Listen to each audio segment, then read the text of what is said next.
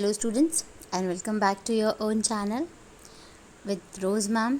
और आज की हमारी वर्कशीट हम करने जा रहे हैं वर्कशीट G16। जेनरिक वर्कशीट है आपकी, वर्कशीट नंबर 16, डेट 24/7/21। जेनरिक और क्लासेस 6 to 8 के लिए है। यहाँ पर नेम ऑफ स्टूडेंट एंड इधर यहाँ पर नेम ऑफ क्लास टीचर। और आज का जो हमारा जेनरिक वर्कशीट है उसका टॉपिक है क्लेanलीनेस। तो क्लेanलीनेस जो ये टॉपिक है इसके बारे में हमारी आज की ये पूरी वर्कशीट रहेगी, जिसमें 4 क्वेश्चंस हैं और हम इस क्वेश्चंस को डिस्कस करेंगे और उनके फिर आंसर फाइंड आउट करेंगे। तो पहला जो है हमारा क्वेश्चन है वो है look at the picture below, which town do you prefer. कि आपको यहाँ पर ये 2 पिक्चर दी हुई है और आप इन पिक्चर को ध्यान से देखिए पहले तो, और उसके बाद आपको बताना है which town do you prefer. और उसके बाद यहाँ ऑप्शन आपको दिया हुआ है क्लीन या डर्टी। तो अगर आप इन दोनों पिक्चर्स को देखिए, यहाँ पे ये वाली पिक्चर देखिए, इसमें देखिए साफ़ सुथरा कितना सब कुछ नज़र आ रहा है, क्लीन है, बिल्कुल नीट है, और डस्टबिन्स रखे हुए हैं और बिल्कुल ग्रीन एरिया है ना, कोई भी कूड़ा कचरा गार्बेज वगैरह इधर उधर नहीं फैला हुआ। अब इस वाले को देखिए, यहाँ पे हर जगह कूड़ा कचरा फैला हुआ है और ग्रीनरी ज़्यादा नहीं है ना, डस्टबिन भी ऐसे ओपन पड़ा हुआ है, ठीक है, और कहीं भी मतलब कोई भी साफ़ सफाई नहीं है ना। तो आपको ये बताना है which town do you prefer, मतलब आप इस शहर में रहना पसंद करेंगे या इस वाले शहर में रहना पसंद करेंगे। तो जाहिर है आप जो साफ़ सुथरा नज़र आ रहा है आप उसी शहर में रहना पसंद करेंगे। तो इसलिए हमारा जो ये क्वेश्चन है which town do you prefer, clean और डर्टी, तो आंसर जो है वो हमारा क्या हो जाएगा, क्लीन। तो यहाँ पे हम लिख लेते हैं हमारा आंसर है clean. Which town do you prefer, clean town. उसके बाद हमारा question number 2, write the difference between them by filling in the blanks using the words given in the box. आपको ये बॉक्स दिया हुआ है, इस बॉक्स में जितने भी वर्ड्स हैं 8 वर्ड्स हैं, और इन 8 वर्ड्स को आपको इन दोनों में आपको डिफरेंस पता करते हुए इन फिल इन द ब्लैंक्स को फिल करना है, ठीक है। तो चलिए हम फिल करने की कोशिश करते हैं। यहाँ पे इसको पहला वाला है this is a dash town, ठीक है। तो ये वाला जो टाउन है इसकी बात कर रहे हैं, तो ये कैसा टाउन है, क्लीन टाउन है ना, बिल्कुल साफ़ सुथरा टाउन है। तो यहाँ पर जो इसका आंसर आएगा वो है ये नंबर 1, क्लीन टाउन जो है। तो यहाँ पर आप इसको नंबर 1 दे सकते हैं, यहाँ पर आप क्लीन लिख लीजिए, ठीक है। उसके बाद है next, the surroundings are dash and dash. जो सराउंडिंग्स है, आसपास का जो वातावरण है वो किस तरीके का है, ब्यूटीफुल है और नीट है, ठीक है। तो ये आपका 2 नंबर हो गया और ये हो गया आपका 3 नंबर। तो ब्यूटीफुल आप लिखेंगे यहाँ पर और नीट लिखेंगे आप यहाँ पे, ठीक है। उसके बाद हम चौथे पे चलते हैं, people use dash to keep the surroundings clean. लोग किसी चीज़ को यूज़ करते हैं सराउंडिंग्स को क्लीन रखने के लिए, तो वो क्या होगा आपका 4th नंबर, जो कि होगा डस्टबिन्स। तो यहाँ पर आपका 4th नंबर आ जाएगा डस्टबिन्स, ठीक है। तो एक बार मैं दोबारा से इस पैराग्राफ को रीड कर रही हूँ, this is a clean town, the surroundings are beautiful and neat, people use dustbins to keep the surroundings clean. तो ये हमारा फिनिश हो गया। अब हम चलते हैं हमारे 5th पे, जो कि सेकंड टाउन के बारे में है, लेकिन वो 5th ब्लैंक है। This town looks very dirty. तो ये जो टाउन है ये कैसा है, डर्टी है। तो ये जो डर्टी वाला नंबर हो गया वो क्या नंबर हो गया, number 5। There is dash all around the place, और आस पास क्या बिखरा हुआ है, मतलब आसपास जो प्लेस है उसमें क्या बिखरा हुआ है, गार्बेज बिखरा हुआ है, मतलब कूड़ा बिखरा हुआ है।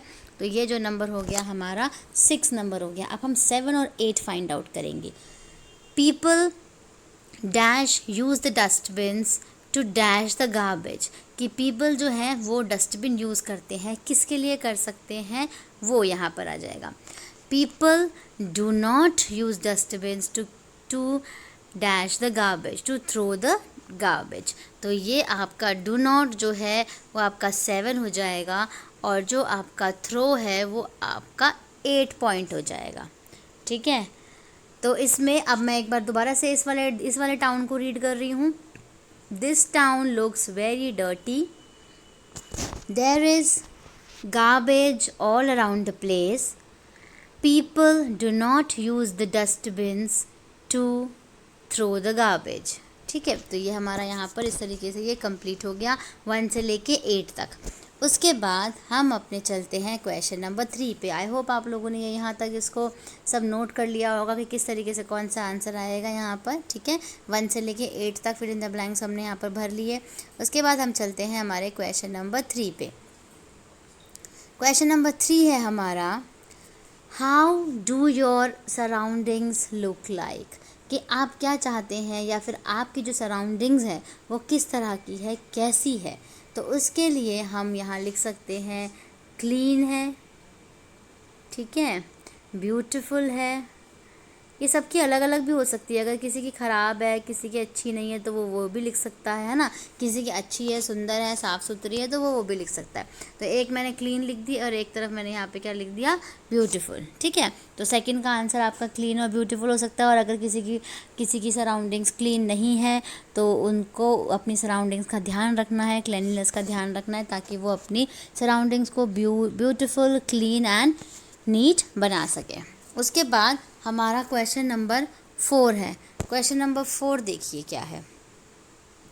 यहाँ पे मैंने इसको रब कर दिया, क्लीन एंड ब्यूटीफुल लिखा हुआ था, आप इसको नोट कर लीजिएगा। क्वेश्चन नंबर 4 है, how can you keep your surroundings clean, आप अपनी सराउंडिंग्स को क्लीन रखने के लिए क्या कर सकते हैं। Let us answer this question by choosing the correct option to fill in the blanks. आपको ये ऑप्शंस यहाँ पर देखिए, ये ऑप्शंस यहाँ पर आपको दिए हुए हैं, अवेलेबल हैं। आपको इन ऑप्शंस में करेक्ट ऑप्शन को आपको चूज़ करना है और फिल इन द ब्लैंक्स को फिल करना है। तो सबसे पहला जो हमारा है, let me read this first sentence. All of us like to live in a dash neighbourhood और सराउंडिंग्स, कि सबको कैसा वातावरण अच्छा लगता है रहने के लिए, गंदा या साफ़ सुथरा। साफ़ सुथरा ना, यस। तो आंसर इज़ क्लीन। तो यहाँ पर इसके अंदर आप क्या लिख लीजिएगा, क्लीन लिख लीजिएगा। सेकंड चलते हैं, we must practise both personal and environmental, कि हमें किस तरीके से, चाहे हमें पर्सनल रखनी हो चाहे एनवायरमेंटल रखनी हो, लेकिन हमें क्या रखना चाहिए, क्लेanलीनेस। तो ये सेकंड का जो आंसर है वो है आपका क्लेanलीनेस, साफ़ सफाई रखनी चाहिए, चाहे हम पर्सनली अपनी पर्सनल हाइजीन के लिए रखें या फिर एनवायरनमेंट के लिए। थर्ड पे चलते हैं। अब तीसरा जो है, यहाँ पे इसका आंसर करेक्ट ही रहने देती हूँ मैं।